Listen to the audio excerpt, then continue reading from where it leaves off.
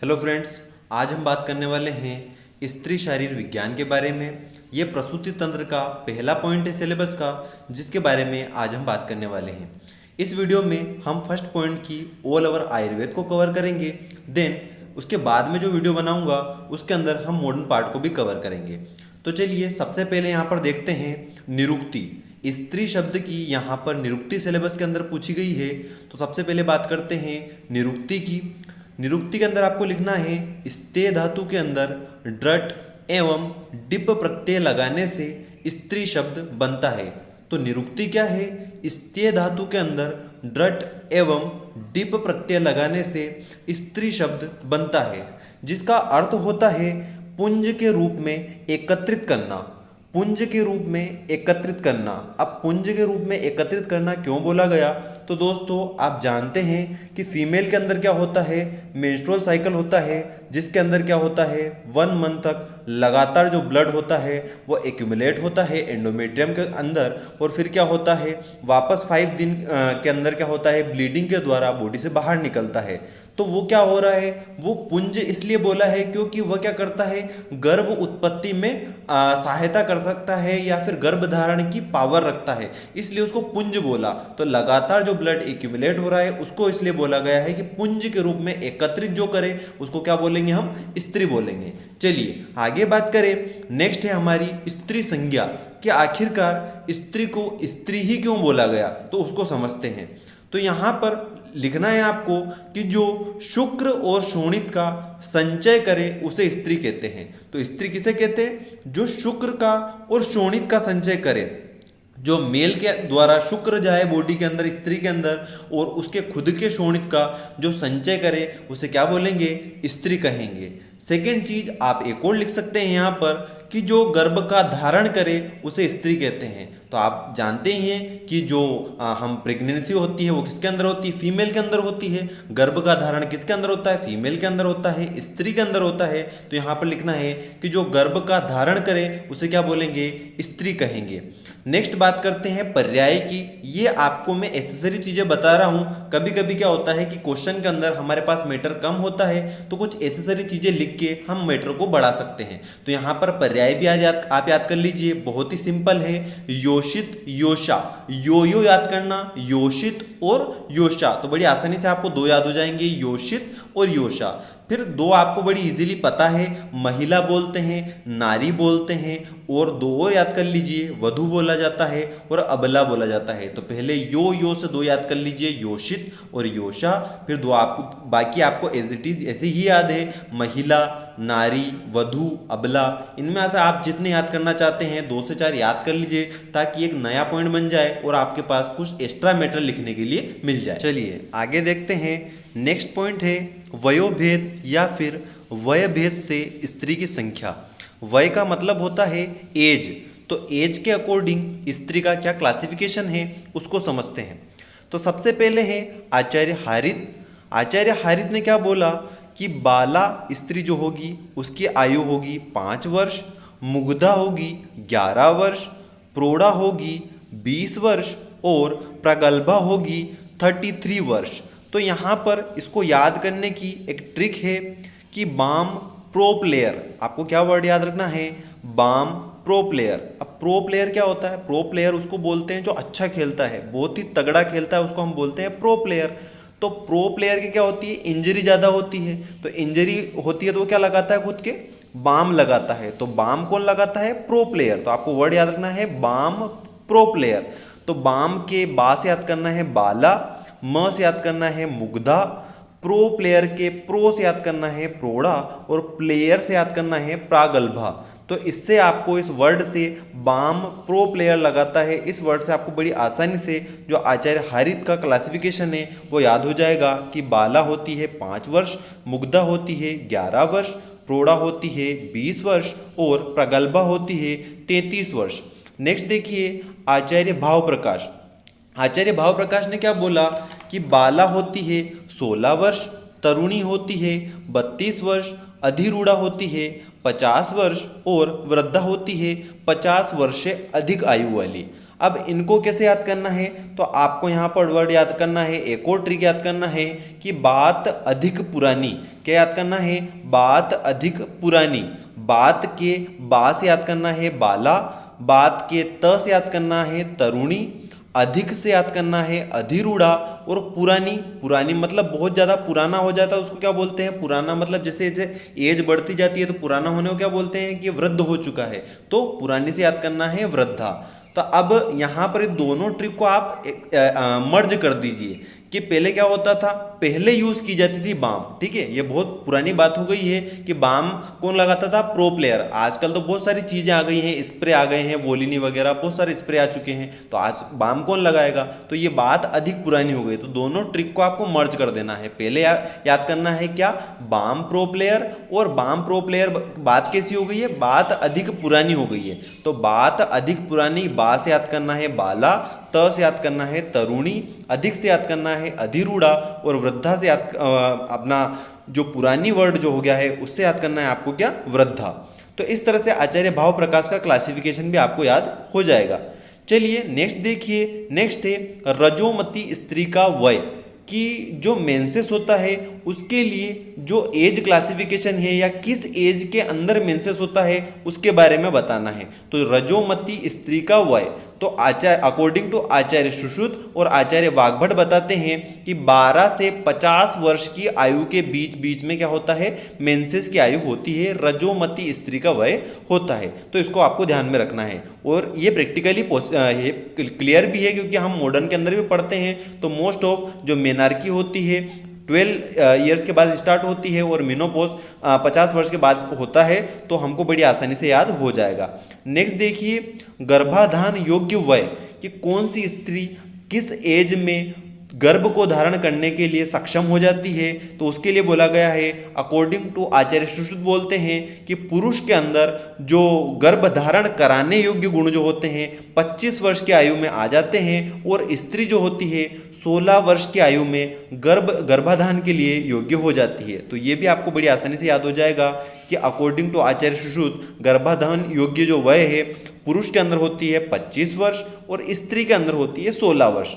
आगे बात करते हैं दोष प्रधानता। दोष प्रधानता को भी समझ लेते हैं एज के अकॉर्डिंग। तो जिस तरह से हम नॉर्मल व्यक्तियों के अंदर देखते हैं या नॉर्मल आम आदमी के पुरुष के अंदर देखें या स्त्री के अंदर देखें, दोनों के अंदर जो दोष प्रधानता होती है सेम होती है।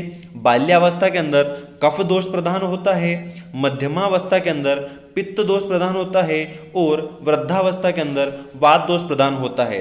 तो इस तरह से वयोभेद के अंदर या वय भेद से स्त्री संज्ञा के अंदर आपको निम्नलिखित चीजें लिखना है। आगे बात करते हैं, नेक्स्ट पॉइंट है स्त्रोतस। तो यहाँ पर 2 स्त्रोतस स्त्रियों के अंदर होते हैं, आर्तववह स्त्रोतस और स्तन्यवह स्त्रोतस। तो चलिए दोनों को समझ लेते हैं। सबसे पहला है आर्तववह स्त्रोतस। तो उसके अंदर आपको लिखना है कि आचार्य सुश्रुत के अनुसार वर्णित 11 स्त्रोतस युग्म में से एक युग्म आर्तववह स्त्रोतस का होता है, अर्थात 2 आर्तववह स्त्रोतस होते हैं। तो आपको पता होगा कि आचार्य सुश्रुत ने 11 स्त्रोतस युग्म माने हैं। युग्म मतलब 2 का जोड़ा माना है, एक युग्म के अंदर 2 होते हैं। तो यहाँ पर एक युग्म एक जोड़ा किसका माना है, आर्तववह स्त्रोतस का। मीन्स आर्तववह स्त्रोतस कितने होते हैं, 2 होते हैं। सेकेंड देखते हैं कि इसका मूल क्या होता है। तो इसका मूल होता है गर्भाशय और आर्तववह धमनियां। तो मूल क्या होता है, गर्भाशय और आर्तववह धमनियां। आगे बात करें कि इस आर्तववह स्त्रोतस का यदि वेधन हो जाए, यदि इनके ऊपर आघात हो जाए तो क्या क्या कंडीशन हो सकती है।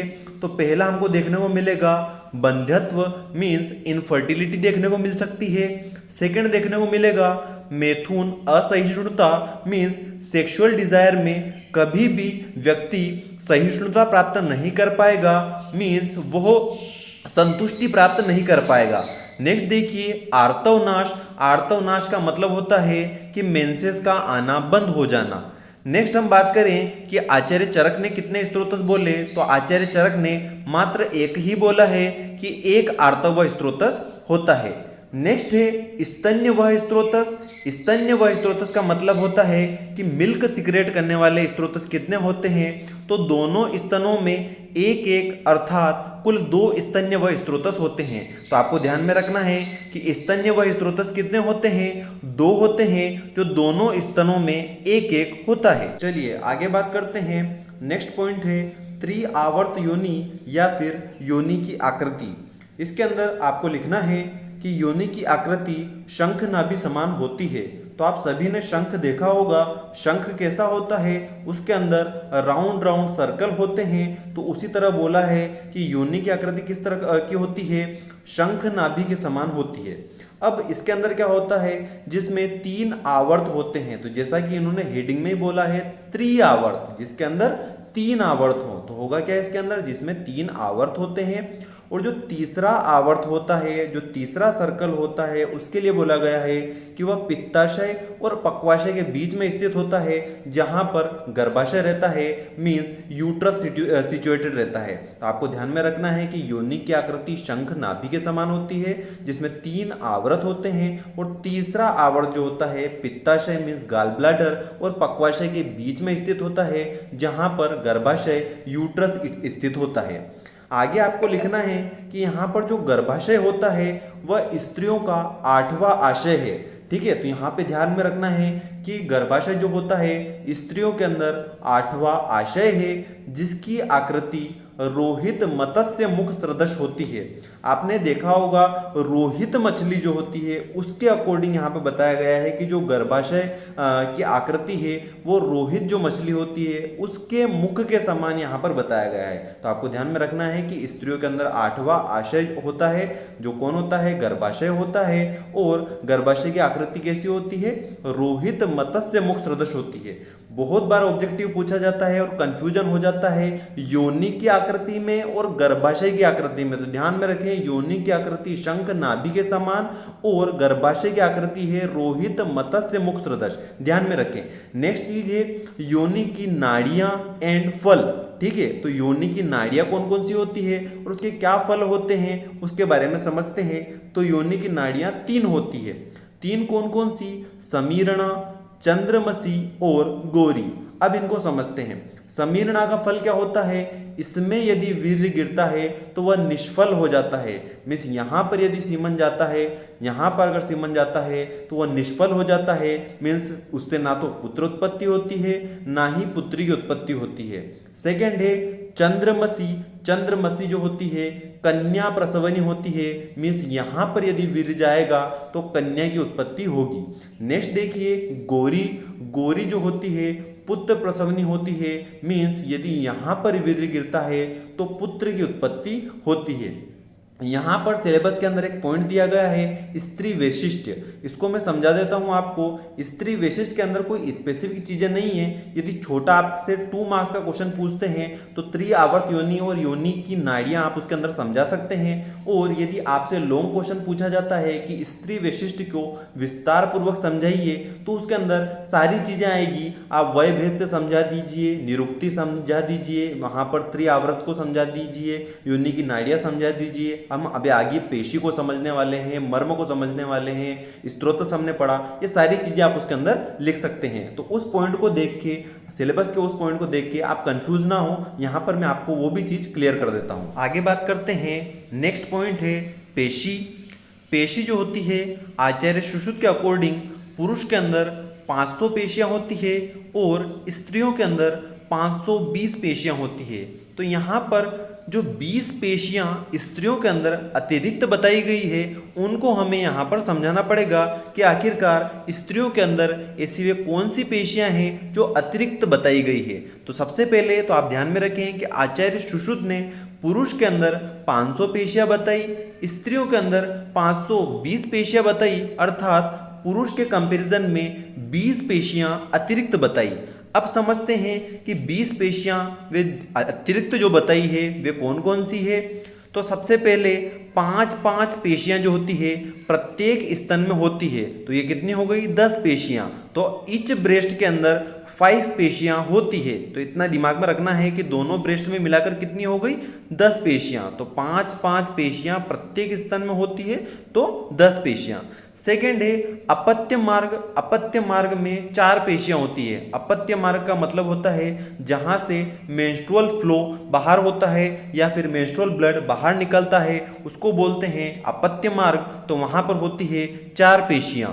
नेक्स्ट है गर्भ छिद्र। गर्भ छिद्र के अंदर होती है 3 पेशियां और शुक्र आर्तव प्रवेशनी 3 पेशियां होती है। मीन्स शुक्र और आर्तव से रिलेटेड 3 पेशियां होती है। तो ये 20 पेशियां अतिरिक्त मानी गई है स्त्रियों के अंदर, उनको हमें समझाना होता है, तो ये आपको याद कर लेना है। नेक्स्ट बात करते हैं मर्म प्रकरण के बारे में कि इसके अंदर आपको क्या लिखना है। तो यहाँ पर स्त्रियों के अंदर 2 मर्म हमको पढ़ना है, स्तन रोहित और स्तन मूल। स्तन रोहित जो होता है उसका स्थान होता है स्तन के 2 अंगुल ऊपर। स्तन रोहित कहाँ रहेगा? स्तन के 2 अंगुल ऊपर। और स्तन मूल जस्ट अपोजिट स्तन के 2 अंगुल नीचे। तो पहला क्या रहेगा? ऊपर स्तन रोहित, और स्तन मूल का स्थान क्या रहेगा? स्तन के 2 अंगुल नीचे। ठीक है। संख्या दोनों की सेम है, दोनों ही 2-2 रहते हैं। प्रकार के बारे में बात करें तो दोनों ही कालांतर प्राण हर मर्म है, लेकिन जो स्तन रोहित है वो मांस मर्म है, जबकि स्तन मूल सीरा मर्म है। अब याद करने का तरीका ये है कि जो रोहित है, स्तन रोहित है, रोहित क्या करता है? नॉन वेजिटेरियन है, मांस खाता है। तो क्या करेगा? जो रोहित कौन सा है? मांस मर्म, आपको याद हो जाएगा। और स्तन मूल कैसा है? सीधा सिंपल। सीधा सिंपल से सी से याद करना है सीरा मर्म, सीधा सिंपल, तो वो कैसा रहेगा? सीरा मर्म। बाकी कालांतर प्राण हर मर्म दोनों हैं। आगे बात करें प्रमाण की, तो स्तन रोहित अर्ध अंगुल रहता है और जो स्तन मूल रहता है जस्ट दुगुना उसका 1 अंगुल रहेगा। तो जो स्तन रोहित कितना रहेगा? अर्ध अंगुल, और स्तन मूल रहेगा 1 अंगुल। आगे बात करें कि आघात होने पर क्या लक्षण मिलेंगे, इन पर वेदन होने पर क्या लक्षण मिलेंगे। तो स्तन रोहित के अंदर रक्तपूर्ण कोष्ठता और श्वास काश से मृत्यु। तो यहाँ पर ध्यान में रखिए, रोहित का मतलब होता है ब्लड। लोहित या रोहित दोनों ही क्या चीज़ें हैं? सिमिलर वर्डिंग है, इनको ब्लड से कोरिलेट किया जाता है। तो यहाँ पर ऑलरेडी क्या है? रक्तपूर्णता। तो रोहित मतलब लोहित या फिर ब्लड। तो ध्यान में रखना है, यहाँ पर क्या होगा? रक्तपूर्ण कोष्ठता और श्वास काश से मृत्यु होगी। और स्तन मूल के अंदर क्या होगा? कफ पूर्ण कोष्ठता और श्वास काश से मृत्यु होती है। जो आघात के लक्षण हैं यहाँ से बहुत ज़्यादा ऑब्जेक्टिव बनते हैं, तो ध्यान में रखें। जो स्तन रोहित है रक्त पूर्ण कोष्ठता और श्वास काश से मृत्यु, और स्तन मूल में लिखना है कफ पूर्ण कोष्ठता और श्वास काश से मृत्यु। इस तरह से हमारा यह पूरा टॉपिक कवर होता है। इसके नेक्स्ट वीडियो में मैं कोशिश करूंगा कि आपको मॉडर्न समझाऊं। यदि आपको ये वीडियो अच्छा लगा है तो इस वीडियो को लाइक ज़रूर करें, एक कमेंट करें, साथ ही साथ अपने फ्रेंड्स के साथ इस वीडियो को शेयर भी करें। और जो भी इस चैनल पे नए हैं तो प्लीज़ मास्टरमाइंड समीर चैनल को सब्सक्राइब कर लीजिए, बेल आइकन को प्रेस कर दीजिए, ताकि आने वाली नई अपडेट आपको मिलती रहे। इसी तरह आयुर्वेद को पढ़ते रहिए, सीखते रहिए और आयुर्वेद को आगे बढ़ाते रहिए। Thank you.